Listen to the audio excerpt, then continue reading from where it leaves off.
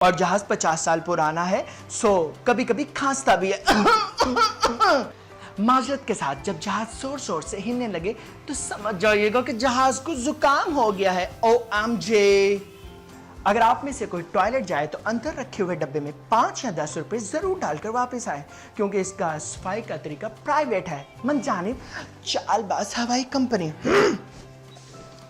एक अहम ऐलान समाप्त फरमाएं। किताब नंबर 1 से लेकर 10 नंबर तक नशावर चीजें, पान, गुटखा, नस्वार इस्तेमाल करना मना है, क्योंकि हमने जहाज में चलना भी होता है और हमारे जूते गंदे हो सकते हैं। और रुकिए, एक और जरूरी नहायत अहम ऐलान समाप्त फरमाइए। अगर आपकी सीट बेल्ट खराब हो चुकी है तो अपने आप को कुर्सी से बांध लीजिए, क्योंकि अगर आप गिर गए तो उसकी जिम्मेदारी हमारी नहीं होगी, क्योंकि हमारे पास सीट बेल्ट ठीक करवाने का टाइम नहीं था।